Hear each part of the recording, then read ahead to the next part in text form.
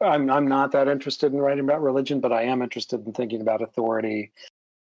Brian Evenson, not only are you a very prolific writer, you're also a translator, French and some Spanish. It is Evenson, correct? I heard someone address you as Evenson, and I wasn't sure if I had it wrong. No, you have it right. It's Evanson. You say, yeah, Okay. yeah. Some people correct me at various times, and when I say Brian Evenson, then they say, you mean Evenson. Robert McKee describes setting as a story must obey its own internal laws of probability. The event choices of the writer, therefore, are limited to the possibilities and probability within the world he creates. I've always really liked that. The setting you choose determines the upper threshold of choices a character can make. Now, some people take this to the extreme, world building. But what I'm interested in is in your work, particularly your short fiction, how much of a vast world you create that exists solely in the assumptions and inferences of the reader. I ask the same question I start with every other writer. Am I making any sense at all? That actually makes a lot of sense. I have a friend, a young adult novelist named M.T. Anderson. He talks about like when he has an idea, he likes to take it and kind of talk about it over the course of a whole book. I'm not really that kind of writer at all. I have an idea, I like exploring it, then I like going on to the next idea. And so there's a lot that's implied, there's a lot that's suggested, there's a lot of kind of corners of the world that I just never really touch. But really, it's for me, a lot of the fun is creating those initial gestures of creation of the world as opposed to the kind of exhaustive gestures that you get and to some degree in something like George R.R. Martin, where you're going to get every detail of a particular world and space and all the details of the politics and so on and so forth. But I'm curious then, you like creating the sense of this place, but how do you do it without giving the reader everything? The easiest example is one of my favorites, Any Corpse. There's a lot going on in there that you never really spell out for the reader. There's either raw meat or raw body parts falling from the sky. You never explain this. We got other people living in caves, and we're never quite sure what she wants a corpse for. So with a story like that, I mean, one thing that I do is it begins with just putting in a weird space. So it starts with the raw flesh is falling from the sky. I think in the very first paragraph says, when she awoke, a shower of raw flesh had fallen in the field. So very quickly you have that kind of says, all right, this is the parameters of the world we have. The only thing you really have to hold on to is that there's someone who's there who's a she. You have the shower of raw flesh and you have the field. And I think that as a reader, you just kind of have to either that's going to be the thing that makes you think, I'm not going to read the story, this is insane, or you're going to just be willing to kind of go ahead with it. And then, I think a sentence or two later, you meet the furnishers and then you start to get a sense of, that there's little bits of language that are very weird. You never know why flesh is falling, what that means exactly, but you know what people do with it when it does fall. And so part of it, I think, too, is just focusing on the specifics of what people are doing in the world. And so if you can kind of present convincingly their negotiation of the world, even if it's a very strange world, and you get a sense that it's not a game, you're playing for keeps, it starts to, I think, establish a kind of intensity to it that ends up being something the reader can kind of go with. And of course, it's a balancing act. I mean, you have to give readers enough to feel like they're not completely, out on a limb or lost. But, there's certain things that if you give them enough of some things, then they won't ask about the other things or won't be as concerned about them. So it sounds like the first step is throwing the glove down out of the gate, and the reader is either on board or not. And if they accept flying monkeys, talking trees, meat falling from the sky, if they're on board with that, you're good to go. Yeah, I mean, I think that's it. Yeah, you kind of set the parameters of your world as you're writing. And the reader at every step along the way makes decisions about whether they're going to enter into the world or not. So it is a kind of contract you're establishing with the reader.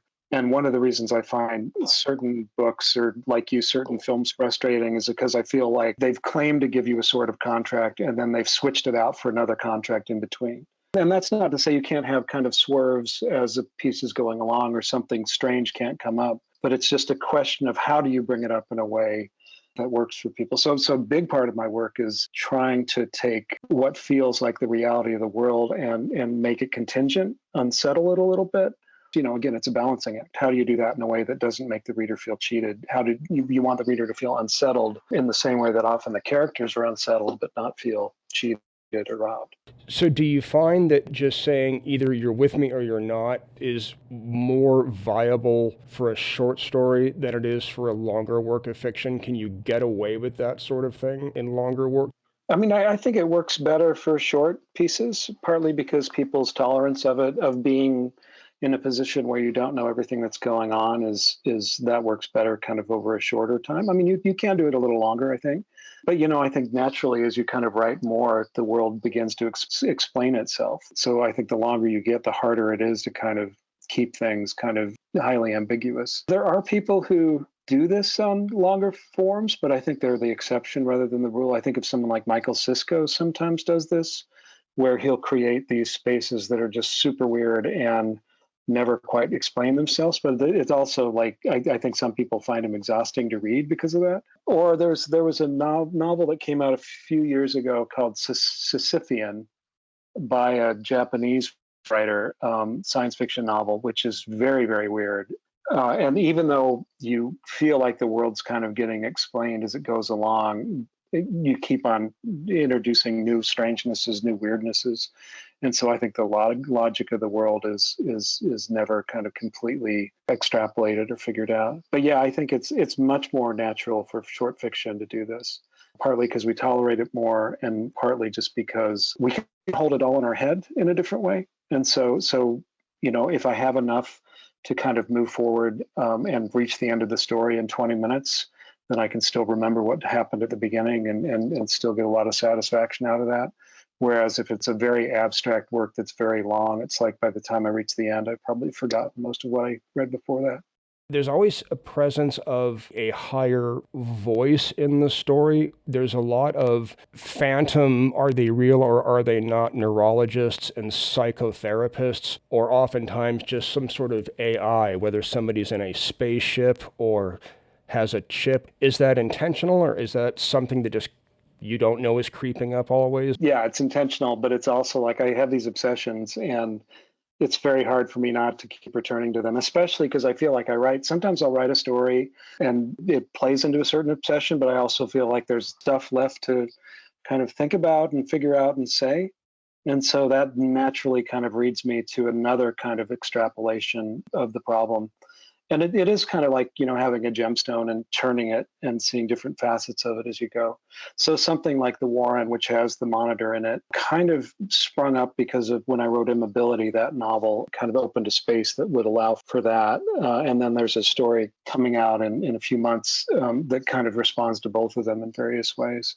And then I'm really interested in a couple of things. I'm interested in kind of the way in which reality is contingent or collapsing, but I'm also interested in what it means to be human or not be human. I think that's something I keep returning to. And one of the ways in which I've returned to it most recently over and over seems to be thinking about non-human intelligence and artificial humans, that sort of thing. So I think it's just that I'm somewhat obsessive as a human. So it's partly that, but I also think it's just like one story will lead me to another story, will lead me to another story. And I keep on kind of exploring things. And often I'll have a story that will kind of be pushing me in two different directions. And so I'll take one and then go back and take the other later.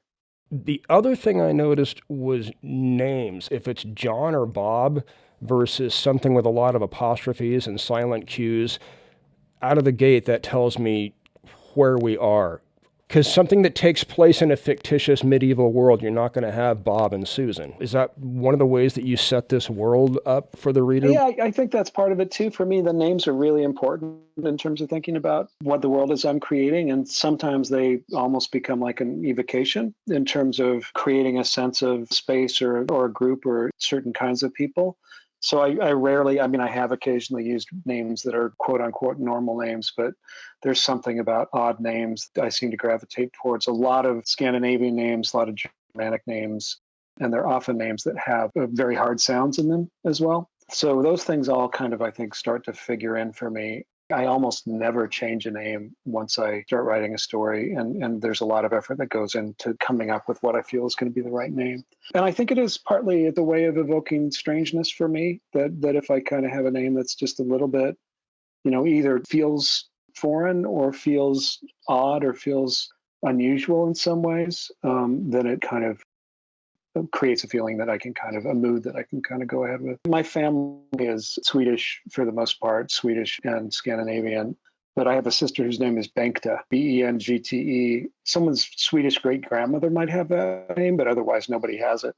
And the whole time we were growing up, I would watch her have to explain her name and tell people how to pronounce it because it's just impossible to see how you'd pronounce it. That was so much part of just creating her personality, I think. I've come to think of names as something that kind of come with a personality potentially attached, especially when we're thinking about, fiction writing. You've said you're very interested in the loose grip we have on reality or the looseness of reality itself. You talk about reality, but also someone's perception of reality or decaying perception of reality. And you've got a number of stories that involve characters in states of temporary or progressive paralysis where they have to rely more and more on their eyes and ears. Same question, is that intentional or is that just one of your obsessions that won't leave you alone? This idea that you're kind of locked into this, eyes and ears, and now those are suspect. It is definitely an obsession for me. I love work that does that. I love work that kind of makes my sense of the real unsettled. I think in a lot of that work, what happens is you have a character whose sense of reality starts to become suspect, and the degree to which that character serves as a proxy for the reader and their experience kind of determines how effective it is or not. There was a moment years ago where I was walking across a parking lot, and it was fairly late. It was, the sun was set, and it wasn't quite dark yet, but it was kind of in that space. And on the other side of the parking lot, I saw a bird moving, and it was just moving very strangely. And I couldn't figure out what was wrong with it. It just seemed like something was wrong. And so at first I thought, well, maybe it's injured. And then I thought, oh, maybe it's protecting its young. And I kept on walking across this parking lot fall evening. Once I was about 15 or 20 feet away, I realized that it was not a bird at all, but a leaf that was being blown around by the wind. One thing that's fascinating for me about that is you can just take that and say, oh, it was just a leaf, nothing to worry about. But then at the same time, I'd had an experience with a bird for 30 or 40 seconds on my way to discover it wasn't a bird at all. So there's this funny thing of having an experience that's a real experience with something that's not actually there. And that feeling of this moment where before you correct things, where you feel like, oh, the world is changing or something shifted on me, it can feel a little vertiginous. It's something that I really have become interested in trying to capture. And it's something I really try to pay attention to just in my everyday experience as well, because I think that so much of what we think of as perception is made up out of misperceptions. My understanding of reality and my interest in kind of interrogating reality in my work is really tied to what I see as a kind of very basic human thing of the way in which we experience the world is not as smooth as we like to think it is. It's so much about, correction and change and figuring things out again. And if you pay attention to those moments that we usually just move very quickly over, then the world starts to seem stranger and stranger. What I try to do in a lot of stories is recreate that experience for both myself and for the reader. If a character is locked into a faulty sense of perception, it makes it easy to play fast and loose. Again, if anything is possible, nothing's of consequence. So if a character's perceptions are faulty, you can get away with a lot, and it's easy to make the reader feel cheated. Then how do you play fair with the reader? It's certainly a balancing act in terms of that stuff. I try to write it to make it clear that there are real stakes for them. Those characters, whether their perception's faulty or not. I mean, you even have characters like in A Collapse of Horses. He really wants to be convinced that he's wrong about everything. That would somehow make it easier for him if he could just think, I'm wrong about this or I'm going crazy. He just can't. And so he's in this weird dilemma space. The thing you were talking about earlier, there's often these voices that are presenting another perspective on things. So the monitor or the kind of more analytic or logical voice or the therapist. In something like Born Stillborn, you have both the therapist and the night therapist. So you have these kind of competing figures who are pushing them in either way. So part of it is that you have to feel like there's something really at stake for the characters and be interested enough in the characters to share a little bit of that. You have to get a sense of the confines of their trap. that they have to have a sense or someone else has to have a sense of where they're unable to go. I think the other thing is just having more than one point of view in a piece, that you do get a sense that there's a different perspective that's there. I think those voices of authority often lead the characters astray in a different way. So Val asks, for this unsettling, is absence part of that? You know, the things you're not showing, is that intentional, or how do you sculpt that? When I'm revising a work, the most work I do is trimming things back and cutting things back. I'm trying to get everything I need there, but not too much more than I need. A big part of my process is just trying to figure out what I can do without, trying to get the sounds just right, trying to make it feel very taut. So I do think at least part of the overall effect for me is that absence. And I think that's true actually even in work of mine that is more kind of maximal, that has a lot of people just talking kind of nonstop. Even that, you're being very careful about what you don't say as well as what you do say. How do you decide what to withhold? Is there a method to that, or is it just gut sense of what needs to be taken out? It's partly intuitive, and sometimes I've taken things out and then put them back in. Sometimes I think if I let a story sit for a little bit and try to go back to it as objectively as possible, I'll realize there needs to be just a little bit more. And it has changed for me over my work. I think it's partly just an aesthetic decision. So I think the first book, Altman's Tongue, is probably more severe than some of the later things. Maybe it's just a different sort of absence in the later work. So something like the story you were talking about, Any Corpse, there's a lot that's told, but there's also a lot that's not told. You get a sense that the reason you don't know some things is because the furnishers don't know how to express things in the way that the main character can understand.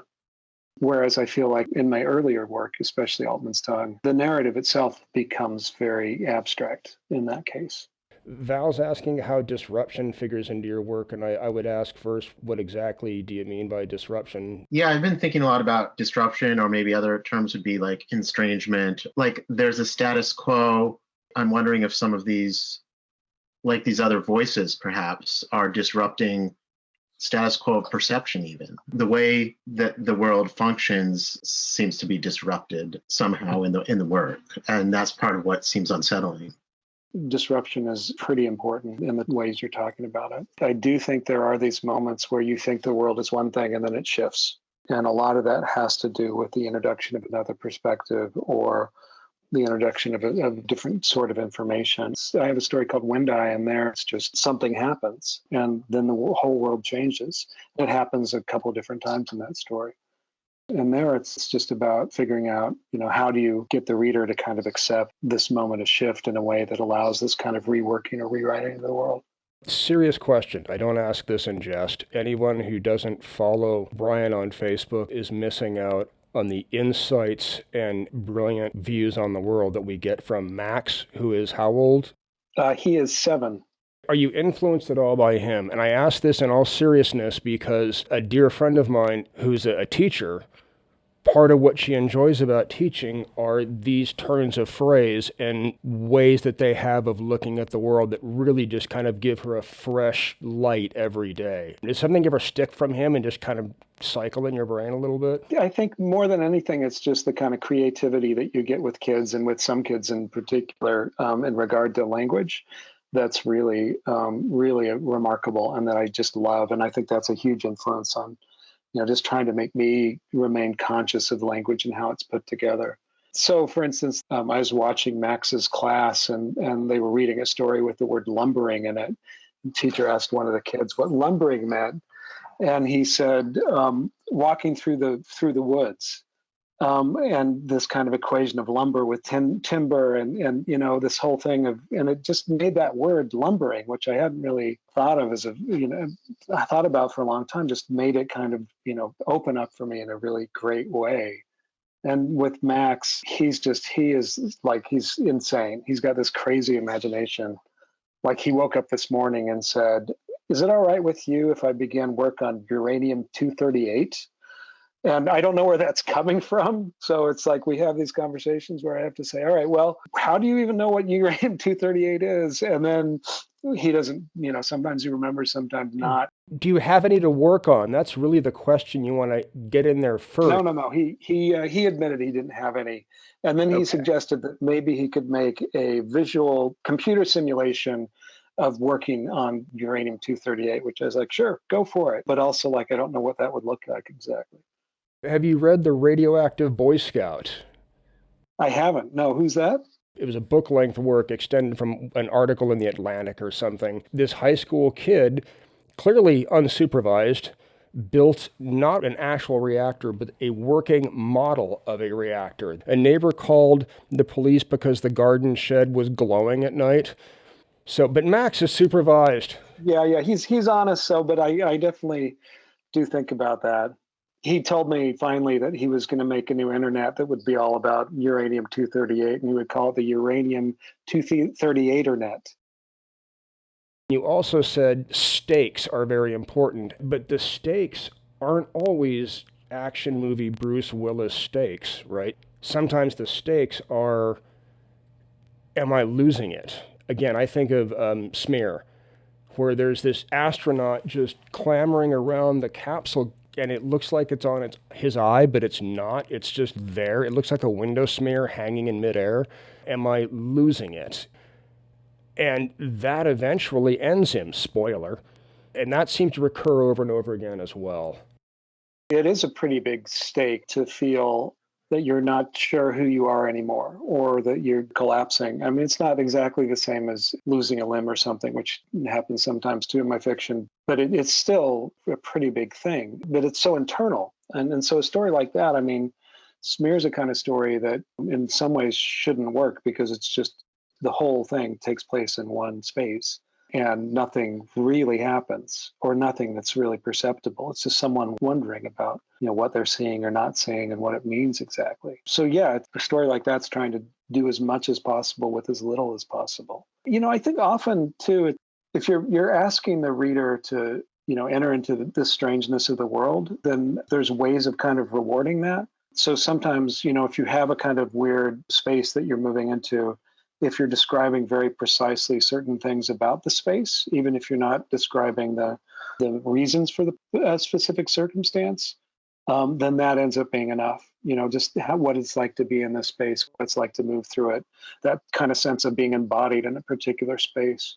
And so that one is very much about what he's wearing, how he's interacting with the ship around him, how he's interacting with the whole space. It's very stripped down, but it still tries to give you some details that you can hold on to. In screenwriting, everything is contingent on you making the 2-sentence pitch. It's about a retired cop who buddies up with a dog to do the thing, whatever, right? When trying to write a synopsis for one's own work, say if you're shopping it to agents and editors, is really painful because it's the opposite of what you've been doing. Your stuff, I don't think with a gun to my head I could take any one of your short stories and make it into an elevator pitch without getting thrown out of the elevator. That's what I think is nice about what you do. It defies everything and yet still works. Click, you couldn't sell that in a million years to Hollywood. No offense. It's one of my favorites, but it encapsulates everything that you do well. You've got that alternate voice that is ostensibly objective and giving you a counterbalance, but sometimes is part of the problem. Someone whose perception is gradually decaying, and a premise that you either accept or don't. And if you accept it, the story works and has an impact. I would imagine that story works well for certain people, and other people just would never read it. There is something about some of the stories kind of, make demands on you as a reader. And once you start accepting those kind of initial demands or the initial premises, then hopefully you can get deeper and deeper into it until that story is one that does get pretty weird at a certain point. And you really begin to realize that you're not in the world you thought you were, or maybe not in the world at all in some ways. I mean, it is tricky because I think so much of the way in which we think about narrative is influenced by how filmable something is and how pitchable something is, partly because the way the majority of people take in narrative is as film or as television at this point. I have sold stuff at various times to Hollywood, but it's never been made, and I think that may be the reason why. I've noticed over the course of doing these interviews, I always start out with some groundwork and say, am I making any sense? Because there is something that most every writer does or has to do at some point. I think in particular, the author I'm talking to really nails that particular facet of the craft. And I've seen the same thing here. How does he do this? And it's very simple. You throw him into the deep end, and they're either going to accept it or not, but you have to make sure whatever you're doing, the stakes are there. And that's not, again, Bruce Willis action movie stakes. So yeah, well, I was just going to say it's like, especially when I'm teaching undergraduate creative writing classes, it's like I think you sometimes get students who have the idea, what I'm going to do is write a story that pleases everybody. And so they kind of listen to what everyone in the workshop says, and then they end up at the end with a story that they've revised to be something that no one's excited about, but no one is offended by. That seems to me, this kind of creation of something that's completely, bland and acceptable. Seems to me exactly the opposite of what fiction should be trying to do. I wouldn't recommend, that you give your grandparents, for instance, my fiction for Christmas, unless you really don't like your grandparents, or unless they're just really different than my grandparents are. Do you use techniques to establish a sense of verisimilitude or believability by the reader? Is it in the language itself, or this idea of bodies in space? I mean, first of all, verisimilitude in a sentence is always a winner for me because I can never use it. So. Yeah, I think it's both. And it's funny to think that you have to establish verisimilitude in work that is maybe not realistic work, but that's, it's a big part of any kind of thing you're putting together. I think it is partly just the authority of the language and the way in which you handle the language. And I do think of fiction as a kind of embodied experience, and if you're able to present someone and their movement through a space in a way that's convincing, then that's something the reader kind of buys as what you're doing. So it is being very attentive and careful about those sorts of details, I think, can really help. It's interesting to see the overlaps and echoes of ideas that come up again and again from these different authors. You echoed something Stephen said. He said, I would rather be convincing than accurate. He talked a lot about establishing authority as a writer with those details to bring a reader in. And Christopher Novus is kind of dovetailing on that. How does language evolve in your stories as you write? Do you begin with loftier language and then trim down to bring about that absence mentioned earlier to evoke the collapse or misperception of reality? It depends a lot on the individual story. I work very strangely, which is that I write everything by hand, and I'll write until I get stuck, and then I'll type it into the computer, I'll print it out, I'll revise that by hand, and then keep on writing by hand. And so by the time I finish the story, often the beginning of the story has been revised, a dozen times, and then I'll revise the whole thing a few times sometimes. I think what happens is that, like in those early steps, I really start to get a sense of what the language is. And so the first page of the story, the first draft of the first page is probably really different than what you finally have. But each time I'm kind of reworking the story, I'm refining that first page and trying to carry what I'm doing over into the rest of the story. And so it's more intuitive than anything else, but I would say probably over the course of revising it a bunch of times, I probably lose 15 to 20% of the story. It becomes that much shorter. Sometimes it's more than that. Sometimes, in a rare case, the story I wrote, Wind Eye, actually is pretty close to the original draft. It just, for whatever reason, it worked the first time, but it's surprising to me when that happens. I haven't read that one. I heard you read it in one of your appearances, and hearing you read it, that seemed to be the proper voice. You read like you were the one doing the reminiscing. Which collection is that one in? Oh, that's in Wind Eye, but you can find it easily online. And and that's perceptive, because one thing when I was writing that story is I put a few details in it that are from my growing up, and it was a way of kind of accelerating the story in some ways for me. Early on in the story, they talk about playing this game. They're locking themselves up in a toy box. And that's something my sister and I used to do. When I read that story, when she was in the room, she just burst out laughing when she got to that part. And then was, at the end, scolded me for having kind of reduced her to an imaginary presence as the story went along. But there are other things in that story that have nothing to do with my past or my childhood that maybe seem like they do. Like there's this whole thing of putting your hands under shingles and seeing if they'll crack because of the way in which shingles in a moist environment kind of warp and bend. And that's something that I didn't even think about until I moved to Rhode Island. I grew up in Utah where nobody had shingles on the sides of their houses. And so it was only when I was in the Northeast that seemed like something that could even happen. And, and I had two daughters who were kind of interested in seeing how the shingles were breaking, but they would never have put their fingers up under them because it just seemed too many spiders there. So, I think it's partly just trying to really observe things very carefully. And sometimes those little teeny details, are the things that I hold on to. So I think when I'm revising Chris, I really just start thinking about, all right, what works about this particular moment? And is this doing something for me? If it's just explaining, I feel like that's the wrong. I don't want something that's just explaining. I want it to be doing something. Would you say your work is also driven by images and the uncanny? Do you find yourself influenced by the uncanny in cinema or even the theater? The way absurdist theater is driven by the uncanny image. And I get the impression that Matt's using uncanny in a very specific, critical way. So I'll defer to you, Brian. I think my work sometimes is uncanny in the way that the term gets talked about by Freud. I think that's a big driver, this kind of sense of moving into this space that's like unsettled or uncanny. Those are adjacent spaces, but I think they're connected for sure. A lot of my work is responsive to other things. So sometimes it's responding to, like I might be reading a story by somebody else and it hits a moment where it could go one way and it goes the other way. And sometimes those things will sit with me and will kind of lead to a story. But also, yeah, sure. I feel like I do end up responding to cinema and to images. If you go, there's a website called People Holding. And if you type People Holding in my name, you'll find two stories I wrote in response to images, one of which is a piece called No Matter Which Way We Turned, which ends up in Song for the Unraveling of the World is the first story in that.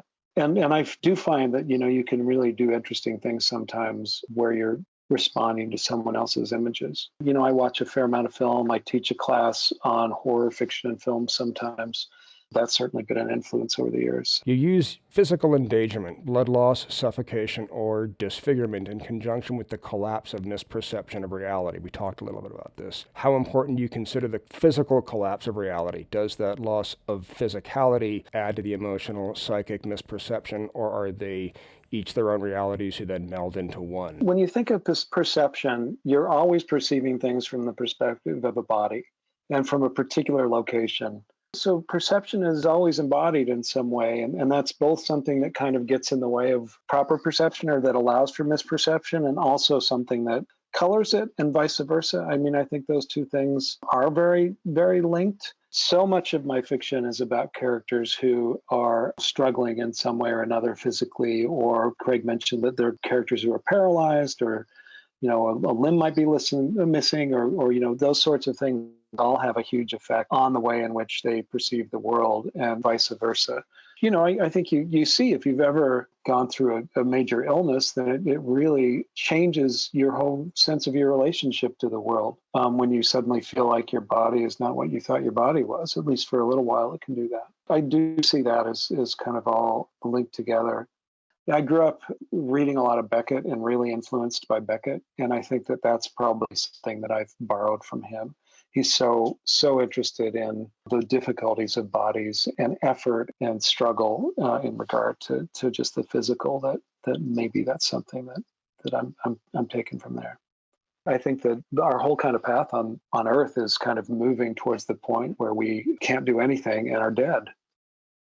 Brian, do you have one last bit of mic drop wisdom you can exit on to look like a champ? Not that you don't already. For me, the most important thing for me as a writer has been reading eccentrically. Reading widely, just letting one thing lead you to another thing, and just exploring things that you're not finding in like the recommended book sections of the New York Times. So there's so much great stuff being published in small presses and little magazines and things. And so I just think, trying stuff out, being curious is something that I think is really useful for writers. Again, Brian, I realize this was not a work day for you. It was time away from Max and your wife and the family and such, so we really appreciate it. Where can we find you? You're on Facebook, Brian Evenson on Facebook. You don't have a Twitter account, right, or anything like that? Or I'll put the webpage in, but it's somewhat out of date, but someday I'll actually update it. I don't have a Twitter account, but Facebook is probably the easiest place to find me. And what have you got coming out next?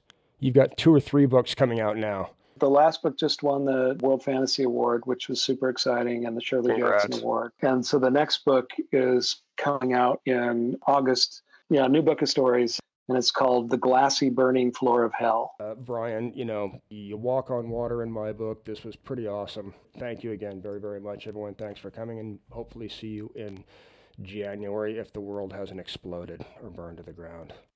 Thanks, Greg. I really appreciate it. All right. Cheers, y'all. Until next time.